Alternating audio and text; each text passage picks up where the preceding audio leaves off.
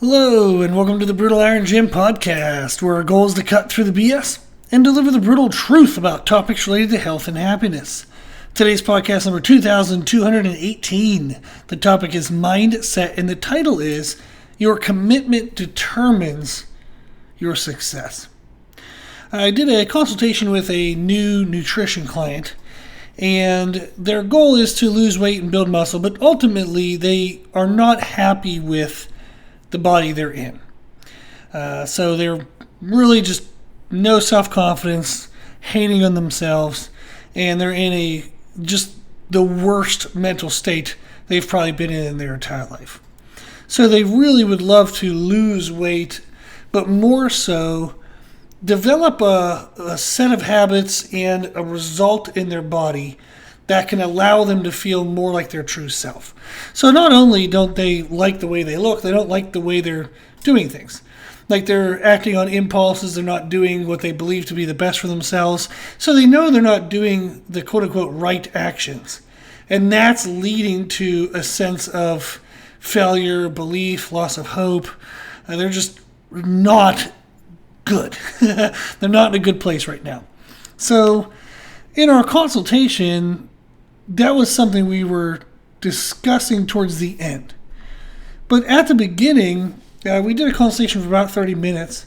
And for the first 20 minutes, they were telling me their story and what led to where they currently are. And then also, they were telling me a long list of things that they didn't want to do. So, for example, they said, I don't want to have to track my foods. They said they've tracked foods in the past. It felt tedious. They never really learned what foods were best. And eventually it felt like a chore, which then turned them off from trying to eat healthy. Is the feeling that like, well, if this is what it takes, is it even worth it? That kind of feeling. They also didn't like having to eat specific foods. Since they travel a lot for work, they're not always going to have certain foods available to them at all times.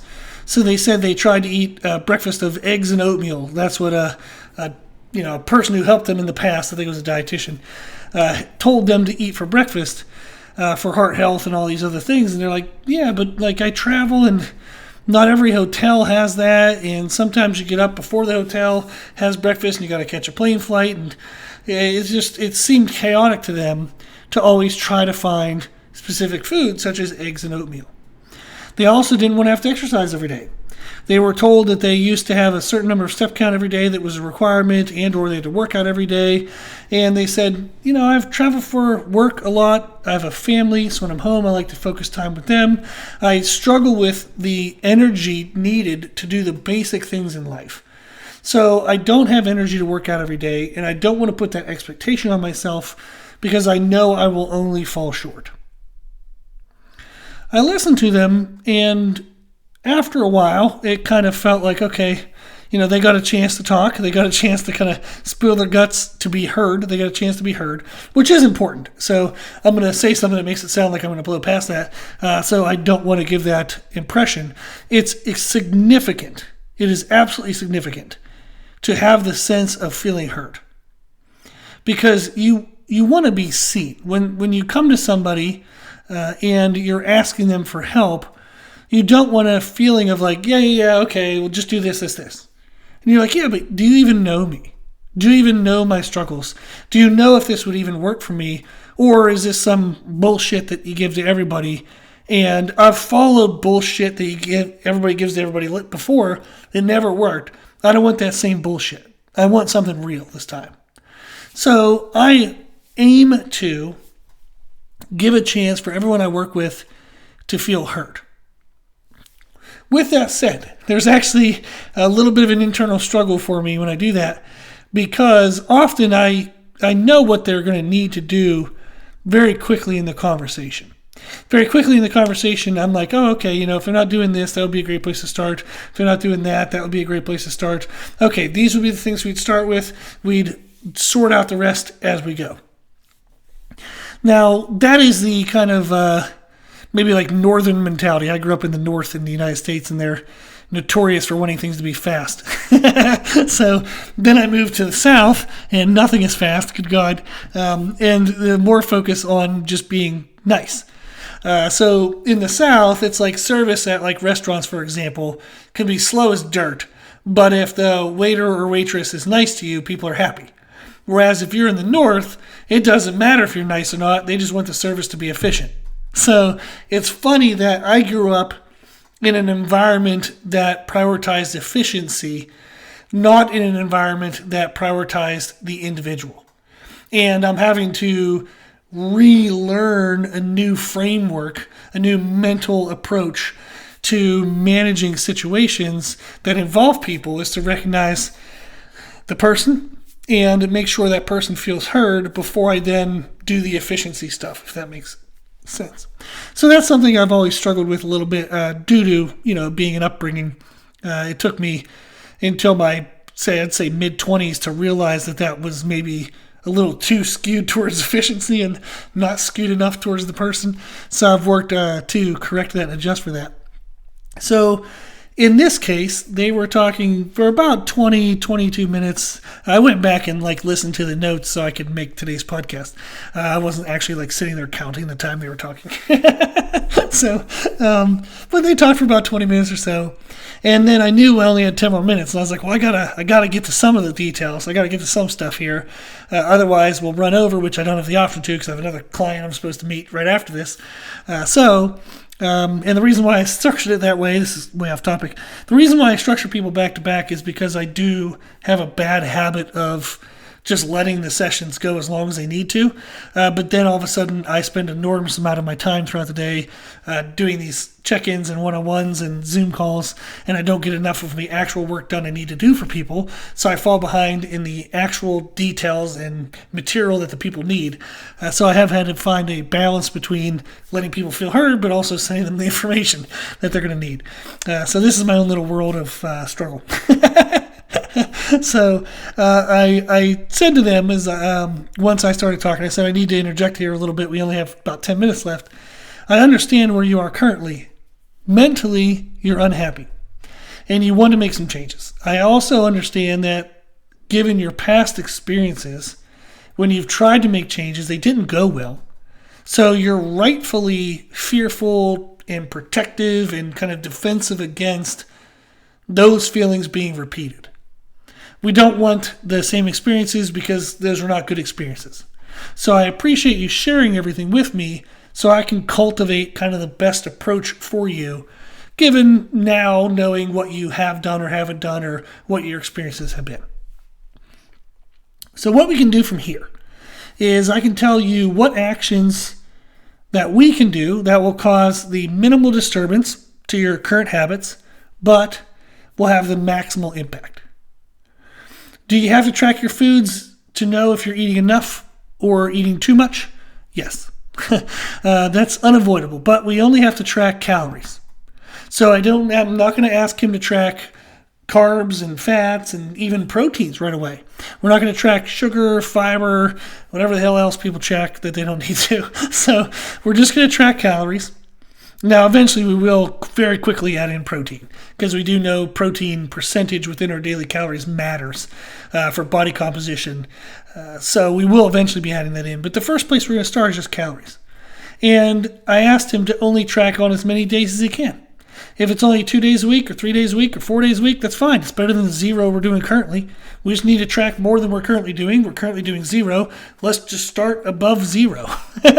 If we go above 0, we have some idea of what we're doing, and we can then better kind of manipulate and adjust what we're doing to get better results. As we get better results, that's better motivation to do it more often. And then as for what to eat, I'll send a list of good foods, but ultimately it's best to eat whatever the hell you have available that you deem to be a quote-unquote good choice that helps you reach your daily calorie goal. So if that's eggs and oatmeal, great. If you hate eggs and oatmeal, so do I. So no worries. You can have a bagel, you can have a muffin, you can have cottage cheese, Greek yogurt, anything that gets you the calories and eventually the protein that we're going to be tracking that gets us to our target ranges. Now, if you eat ice cream and pizza, is that going to give you the best feelings throughout the day? Definitely not. So we do want to eat foods that allow us to digest and feel good energy-wise. So if we just eat a bunch of sugar, we're going to have a big energy crash after that. We're not going to feel very good. So we do want to eat foods that we deem to be quote-unquote good food. But that list is more expansive for him than what he realized it was. So I shared a little bit of the list verbally, and then I sent it to him as well. But it was way more foods than what he had thought. And he's like, really, you can eat that? Wow, you can eat that? And I'm like, yes, absolutely. These foods are totally fine. It included things like pasta and breads and bagels. Those are all totally fine. So we were talking through that, and that helped. And then asked for exercise. If you can, when you can, it's helpful, sure. But is it necessarily, especially on a daily frequency? No. So let's approach this process with a fresh perspective. I'll present options for what works best. You tell me what you like or don't like about those options. And if something can be adjusted, we will adjust it. What I'd like to do is to find the minimum effort, but with the maximum impact. What those options are that are available to us, given your circumstances, your lifestyle, and your kind of tolerance for certain actions over others, let's do them. But when we do them, let's do it 100%. I don't mean that you have to be perfect. I don't mean that you can't ask questions, that we can't make adjustments. What I mean is, I'd like you to give your best effort. In what you've shared with me, you mentioned that you've lost trust in kind of the whole weight loss process. He mentioned that he lost hope that he could ever change, that he believes that there's something wrong with him. And that's not the case. So what I asked him was, I'd like to do is, even if you don't trust what I tell you, even if you doubt it'll work, give it your best effort. If we do the same, we get the same. If we do something different, it may fail and you might end up exactly where you are, or it may lead to somewhere different. So if we do same, we know we get the same. If we do different, we may get different. And he wants different. He hates where he is. So I said, use that as motivation. When you struggle to follow through with something that we know we quote unquote should do, or it's an action that we deemed to be beneficial, and you're like, oh man, kind of don't want to do that right now. I have the capacity to do it, but I kind of don't want to do it. Just remember that I haven't been doing it. That is why I am where I am. If I don't want to stay where I am, I better go do it. Right? So what I asked him is, I'll tell you what the first steps will be. You can share your thoughts and we'll make adjustments as needed. But then when we start, let's start with 100% effort. Use the hate of where you are as motivation. If you don't like here, don't do what led you to here. Do something new. If you have the capacity to track your food, track your food. What if you only track breakfast and lunch and then you kind of miss dinner? Who cares? That's fine. We can at least see what we did at breakfast, know if that was good or bad, quote unquote, for what our goals and targets are, and make adjustments. So even if it's not a whole day, if we track anything is better than nothing.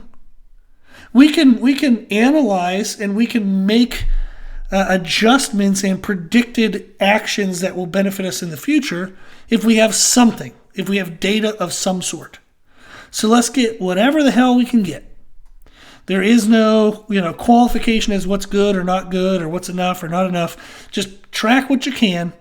I'll work with it. So just lean on me and let me do the work. So what he and I discussed, and then I wanted to share in today's podcast, was after his first few efforts didn't work, everything he tried after that, he never actually fully committed. So when he was telling me things he tried, he wasn't actually doing them 100%. So he said he would follow the diet, but he would have a couple of drinks here or there with some coworkers a few nights a week. He'd follow the diet, but he'd take weekends off. He'd follow the diet, but on travel days, he sometimes would skip meals or he'd eat bigger meals just because he knew things were off, and what was the point of trying so hard when he couldn't control everything that day? So he said he followed the diet, but he didn't. He believed in his mind that he was following the diet because he allowed himself to say that. He allowed himself to say the words, "I'm following the diet." But that's bullshit. Now, me saying that's bullshit is quite aggressive, and we flushed it out in person, virtually. And it's going to sound aggressive in this podcast, but it's bullshit. When you say you follow the diet, but you do anything other than the diet, you're not following the diet. So, I followed the diet, but I had a few cookies. Then you didn't follow the diet. Shut the hell up. Don't say those words. You didn't earn those words. I followed the diet, but, Saturday I didn't really track everything. Then you didn't follow the diet. You didn't earn those words. If you're going to say that you followed the diet, you've got to earn the right to say that. The diet is the diet. If you do anything different, you are not following the diet. And it is absolutely important that you understand that. And that you do not allow yourself to say the words, "I'm following the diet, but." Because you're going to believe then internally that you're doing the right efforts, but you're not getting the outcome that the diet says you should get. Well, I'm following the diet. Why aren't I getting the outcome that the diet says I should get? Well, you're not following the damn diet if you're following the diet, but. There should be no buts. You have to earn the right to say those words. "I'm following the diet." That is that's a privilege. You've got to freaking earn that. You can't just say that and have it not be true. You're lying to yourself. You're going to believe your lie. You're going to be frustrated when you don't get the desired outcome, and you're going to blame the diet. But who's really to blame? You. You didn't follow the diet. Maybe the diet wasn't unfollowable. Well, then you got to make some adjustments. If you're working with a coach, you talk to that coach, you make some adjustments, and you make it followable, and then you follow that diet. But you can't say you're following the diet if you're not actually following the diet. It is extremely important that we recognize the value of telling ourselves the truth. Even if the truth hurts, even if the truth sucks, you have got to be true to yourself.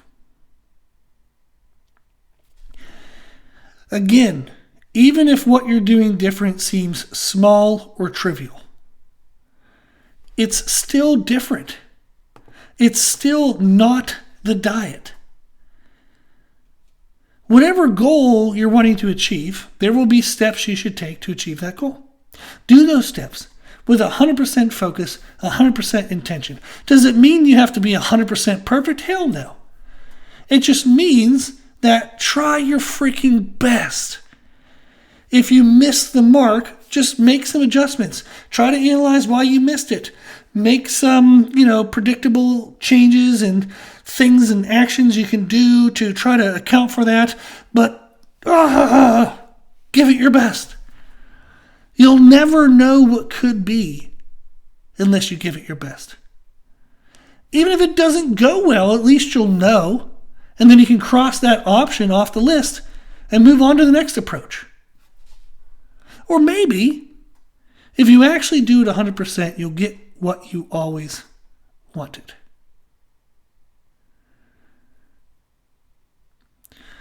But if you've never fully committed, you're never going to actually know. So whatever you do, do it with 100% intent. If you mess up, analyze why, make adjustments, and keep going.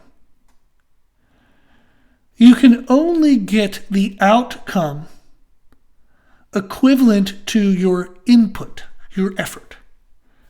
No one gets 100% without giving 100%. If you want it, give it. If you want 100%, give 100%. And be freaking relentless. Stay focused, solve problems, make adjustments, and keep giving your best. Your commitment determines your success. Commit to being your best by giving your best and working to better your best. I wish you the best of luck. If you need anything, if you have any questions, shoot me an email at brutalirongym@gmail.com. If you like the podcast, please share the podcast. The more people we share it with, the more people can help. If you want to support the podcast, you can donate on our website, or you can go to the supplement company, Nutricost.com.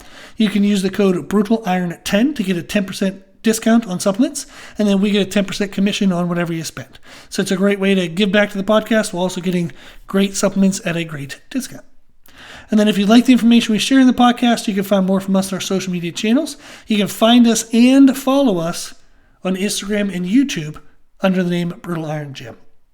As always, I hope this was helpful, and thank you for listening.